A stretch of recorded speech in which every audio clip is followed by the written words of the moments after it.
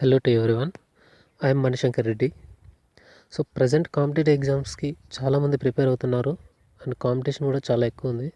Mainly railway and staff selection commission ఈ రెండాటికి చాలా ఎక్కువ కాంపిటీషన్ ఉంది. సో స్టాఫ్ సెలక్షన్ కమిషన్కి అయితే చాలా different kind of people, ex service men కానీ, ఎంప్లాయీస్ కానీ, ఫ్రెషర్స్ కానీ సో చాలామంది రాస్తున్నారు. సో కొంతమందికి ప్రిపేర్ అవ్వడానికి టైం ఉండొచ్చు, ఉండకపోవచ్చు ఈ లాక్డౌన్ టైంలో. So that's why I'm doing this videos.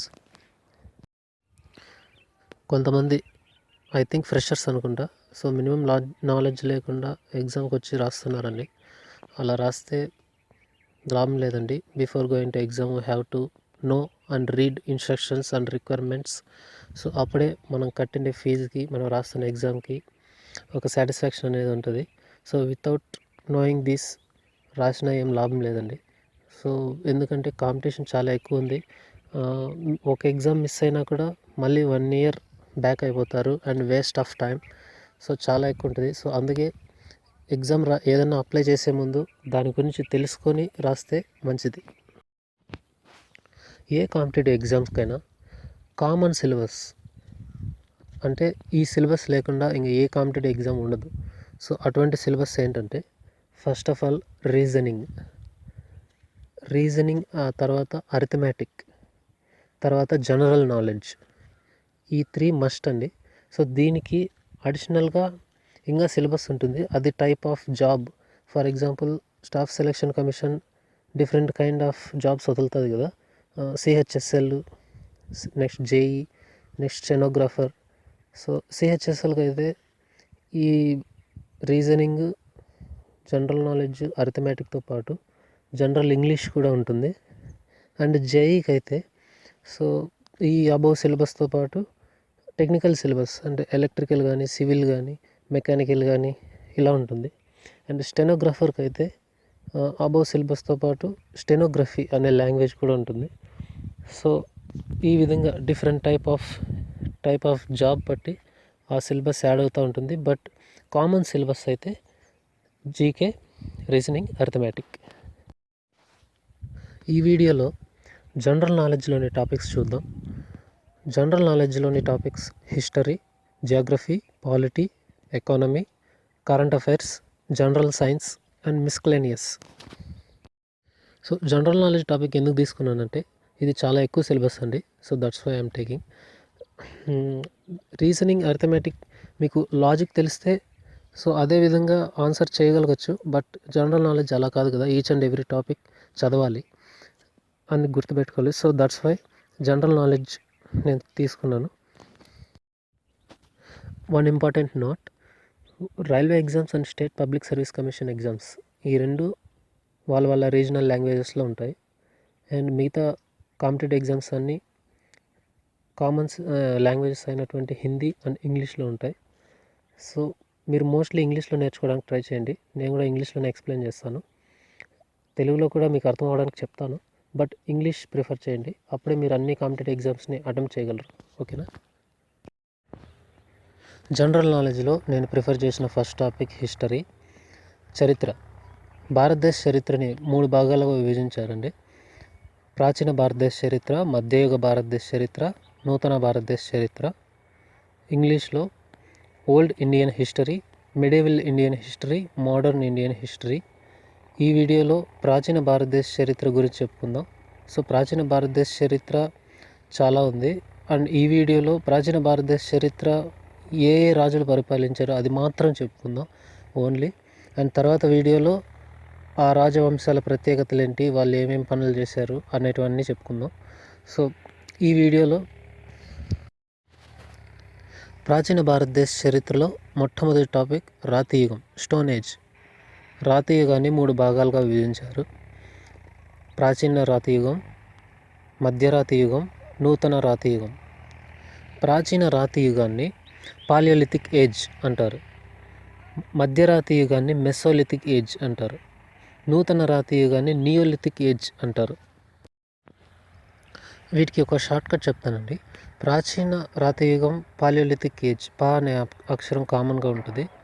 And మధ్యరాతి యుగం మెసోలిథిక్ ఏజ్, మా అనే అక్షరం. నూతన రాతి యుగం, నియోలిథిక్ ఏజ్ నా అనే అక్షరం కామన్గా ఉంటుంది. ఈ విధంగా గుర్తుపెట్టుకోండి. నెక్స్ట్ ప్రాచీన రాతి యుగం అంటే పాలియోలిథిక్ ఏజ్ ఎప్పటి నుంచి ఎప్పటి వరకు అనేది చూద్దాం. బిఫోర్ క్రైస్ట్, క్రీస్తు పూర్వం 5 లక్షల సంవత్సరాల నుంచి 10,000 వరకు ఉండేదంతా palaeolithic age. Next mesolithic age 10,000 నుంచి 8,000 వరకు ఉండేది మెసోలిథిక్ ఏజ్.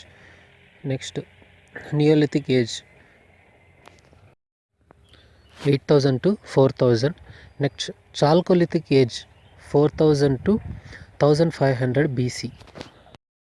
ఈ చాల్కోలిథిక్ ఏజ్ని కాపర్ స్టోన్ ఏజ్ అని కూడా అంటారు. ఈ టైం పీరియడ్ వాల్యూస్ నా దగ్గర ఉన్న మెటీరియల్లో ఒక్కో టెక్స్ట్ బుక్లో ఒక్కో విధంగా ఉంది. సో ఇప్పుడు మీకు ఇచ్చిండేది జీకే 2020 పబ్లికేషన్స్ ప్రకారం ఉన్నవండి. అండ్ కొన్ని టెక్స్ట్ బుక్స్లో ఈ పాలియోలిథిక్ ఏజ్ని కూడా మళ్ళీ 3 పార్ట్స్గా విభజించారు. అది lower paleolithic age, middle paleolithic age, upper paleolithic age. Lower paleolithic age ఎప్పటి నుంచి ఎప్పటి వరకు అంటే 5 lakhs to 1 lakh. Next middle paleolithic age 1 lakh to 40,000. And upper paleolithic age 40,000 to 10,000. Next stone age తర్వాత ఇండస్ వ్యాలీ సివిలైజేషన్ అంటే సింధు లోయ నాగరికత. దీని టైం పీరియడ్ 2,500 నుంచి 1750 బిఫోర్ క్రైస్ట్ బీసీ. ఆ తర్వాత వేదిక్ ఏజ్ వేద నాగరికత.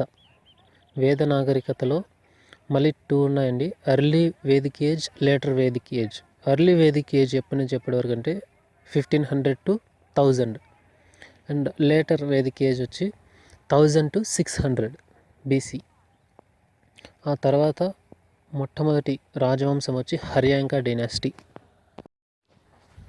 ఈ హర్యాంక రాజవంశస్థులు మగధని పరిపాలించినట్టు చరిత్రలో ఉంది. సో మగధ అంటే అప్రాక్సిమేట్లీ బీహార్ దగ్గర వస్తుంది. సో వీళ్ళు నార్త్ ఇండియాని పరిపాలించారని చరిత్రలు చెప్తున్నాయి. సో వీళ్ళ టైం పీరియడ్ క్రీస్తు పూర్వం 545 నుంచి 413 వరకు. సో ఇది విజేత కాంపిటీషన్ ప్రకారం ఉంది. And loose and general knowledge text బుక్లో 544 to 412 వరకే ఉంది. సో ఏదన్నా పర్వాలేదు, ఏదో ఒకటి గుర్తుపెట్టుకోండి. అండ్ హర్యాంక రాజుల్లో మొట్టమొదటి వాడు బింబిసార కింగ్. ఇతని టైం పీరియడ్ 545 to 492. బింబిసారుని తర్వాత అతని కొడుకు అజాతశత్రువు పాలన చేశాడు. అతని టైం పీరియడ్ 492 to 460. ఆ తర్వాత ఉదయనుడు 460 to 444 BC. తర్వాత హర్యాంక వంశరాజుల్లో చివరి పాలకుని అతని సేనాని చంపేసి శిశునాగ వంశాన్ని స్థాపిస్తాడు. సో శిశునాగ వంశం టైం పీరియడ్ 412 to 344. ఆ తర్వాత నందులు 344 to 323. నందుల తర్వాత మౌర్యులు. ఈ మౌర్యులు దక్షిణ భారతదేశాన్ని పరిపాలించారు. సో వీరి పరిపాలనా కాలం 312 నుంచి 185 BC. మౌర్య వంశ స్థాపకుడు చంద్రగుప్త మౌర్యుడు. సో చంద్రగుప్త మౌర్యుని టైం పీరియడ్ 321 to 298. తర్వాత చంద్రగుప్త మౌర్యుని కొడుకు బిందుసారుడు. ఇతని పరిపాలనా కాలం 298 to 273. బిందుసారుని తర్వాత వారసత్వ యుద్ధాలు జరిగాయి. సో దాని తర్వాత మొట్టమొదటిగా గెలిచి పరిపాలన చేసిన రాజు అశోకుడు. అశోకుని పరిపాలనా కాలం 269 నుంచి 232 వరకు క్రీస్తు పూర్వం. తర్వాత మౌర్య వంశ రాజుల్లో చివరి పాలకుడైనటువంటి బృహద్రథుడు అతని మంత్రి పుష్యమిత్ర శుంగుడు చంపి శుంగవంశాన్ని స్థాపించాడు. శుంగవంశం టైం పీరియడ్ 185 to 73 BC క్రీస్తు పూర్వం. తర్వాత కన్వ వంశం 73 to 28 BC. తర్వాత చేది వంశం. ఈ చేది వంశం ఎప్పటి నుంచి ఎప్పటి వరకు అనే టైం పీరియడ్ అయితే ప్రాపర్గా ఏ మెటీరియల్ లేదండి. సో నేను ఇప్పుడు ఇందులో బీసీ ఫస్ట్ సెంచరీ అని ఇచ్చింది జీకే పబ్లికేషన్స్లోనిది. సో నాకు దొరికితే తర్వాత వీడియోలో మీకు అప్డేట్ చేస్తాను. చేది వంశం ప్రజెంట్ బీసీ ఫస్ట్ సెంచరీ అంటే మౌర్యులకి శుంగులకి మధ్యలో వీరు పరిపాలన చేశారు. తర్వాత కుషానులు, వీళ్ళు 1st to 3rd century AD అంటే క్రీస్తు శకం. ఇదిలా ఉండగా నార్త్ ఇండియాలో ఫారిన్ ఇన్వేషన్ అంటే విదేశీ దండయాత్రలు, మన విదేశీ వాళ్ళు మన భారతదేశంలోకి వచ్చి పరిపాలన చేశారు. సో వాళ్ళలో మొట్టమొదటి వారు ఇండో గ్రీకులు బీసీ 2nd సెంచరీ అంటే క్రీస్తు పూర్వం 2వ శతాబ్దంలో పరిపాలించారు. సో అందులో ఒక రాజు పేరు మీనాండర్, అతను క్రీస్తు పూర్వం 165 to 145 మధ్య పాలన చేశాడు. సో మిగతా రాజుల గురించి ఏ ఇన్ఫర్మేషన్ లేదండి. సో ఇన్ కేస్ దొరికితే నేను అప్డేట్ చేస్తాను నెక్స్ట్ వీడియోలో. అండ్ తర్వాత శకులండి, శక వంశం, వీళ్ళు 1st to 4th century AD అంటే క్రీస్తు శకం. అప్పుడు ఇందులో ప్రధానమైన రాజు మావుజ్. ఇతని పరిపాలనా కాలం క్రీస్తు పూర్వం 20 నుంచి క్రీస్తు శకం 22 అని ఉంది మెటీరియల్లో. సో ఇది కరెక్టా కాదా అనేది నేను తర్వాత వీడియోలో ఎక్స్ప్లెయిన్ చేస్తాను. తర్వాత పార్థియనులు, వీళ్ళు క్రీస్తు పూర్వం 1వ శతాబ్దం నుంచి క్రీస్తు శకం 1వ శతాబ్దం వరకు పరిపాలించారు. తర్వాత సౌత్ ఇండియాలో శాతవాహనులు, వీరి పరిపాలనా కాలం 2వ శతాబ్దం క్రీస్తు పూర్వం నుంచి 2వ దశాబ్దం వరకు. శతాబ్దం అంటే 200, దశాబ్దం అంటే 20. So don't confuse.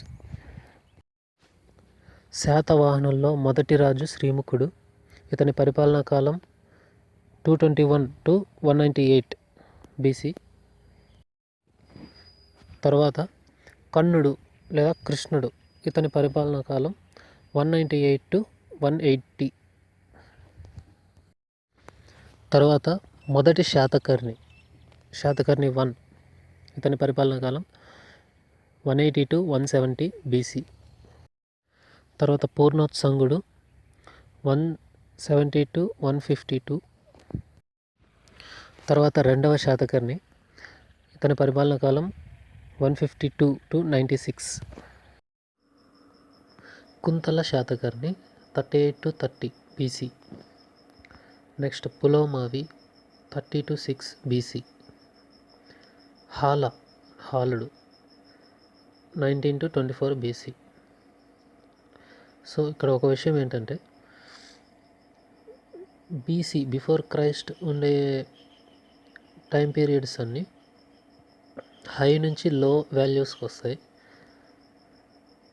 For example చూడండి, శాతకర్ణి 2 152 to 96 అలా వస్తుంది. సో లేటర్ శాతవాహనస్ ఇక్కడ నుంచి low to higher. For example Gautamiputra Satakarni time period చూడండి 78 to 102 BC. And Vasishthi Pulomavi 102 to 130 BC. Next Vasishthiputra Sivasri Satakarni 130 to 154 BC. So ఇలా ఉంటుంది. అండ్ శాతవాహనుల తర్వాత Sangam period 1st to 3rd century AD క్రీస్తు శకం 1 నుంచి 3వ శతాబ్దం వరకు సంగం పీరియడ్. తర్వాత గుప్తులు 319 నుంచి 540 క్రీస్తు శకం.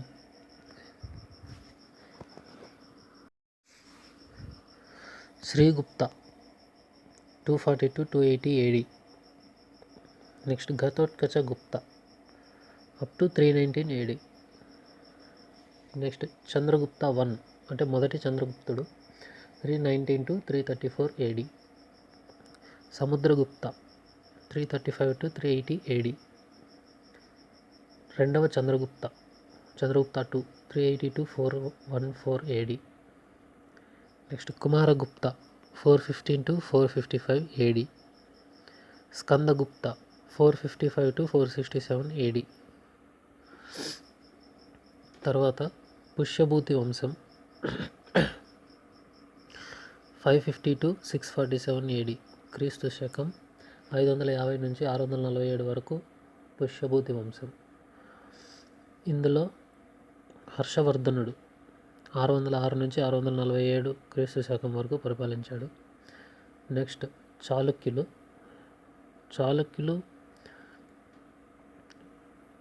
543 to 755. ఈ చాళుక్యుల్లో గొప్ప రాజు రెండవ పులకేశి. ఇతను 609 నుంచి 642 వరకు పరిపాలించాడు.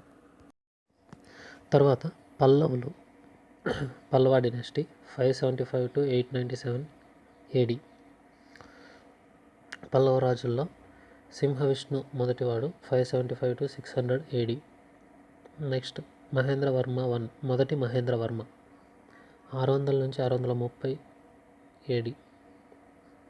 నరసింహవర్మ మొదటి నరసింహవర్మ క్రీస్తు శకం 630 నుంచి 668 వరకు పరిపాలించాడు. తర్వాత రాజపుత్ర వంశం రాజపుత్రులు 647 to 1206 AD. నెక్స్ట్ రాష్ట్రకూటులు 752 to 973. నెక్స్ట్ ప్రతిహారులు 730 to 1036. నెక్స్ట్ పాలరాజులు 750 to 1150. నెక్స్ట్ చోళులు 850 to 1279. చోళుల్లో విజయాలయుడు 850 to 871 వరకు పరిపాలించాడు. నెక్స్ట్ మొదటి రాజరాజు 985 to 1014. నెక్స్ట్ మొదటి రాజేంద్ర 1014 to 1044 AD.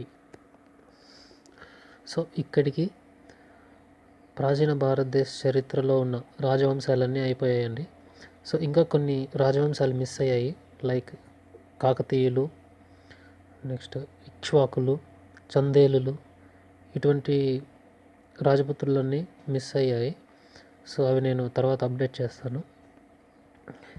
సో ఇక్కడి వరకు ఏదన్నా ఇక్కడ ఒక విషయం చెప్పడం మర్చిపోయానండి, sorry for that. Later Vedic age 1000 to 600 తర్వాత గౌతమ్ బుద్ధుడు 563 to 483.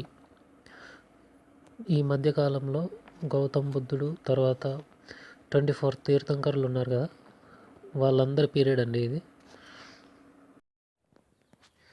సో ఈ వీడియో మీకు నచ్చితే లైక్, షేర్ అండ్ సబ్స్క్రైబ్ చేయండి. నచ్చకపోతే ఏం నచ్చలేదో కామెంట్ చేయండి. అండ్ నా వే ఆఫ్ ఎక్స్ప్లెనేషన్ నచ్చలేదా అండ్ ఇన్ఫర్మేషన్ ఏమన్నా రాంగ్ ఉందా, సో అది కామెంట్లో తెలిపినట్లయితే నేను తర్వాత కరెక్ట్ చేసుకొని ఇంకా బాగా చెప్పడానికి ట్రై చేస్తాను. అండ్ తప్పకుండా షేర్ చేయండి, సబ్స్క్రైబ్ చేయండి. Thanks for watching.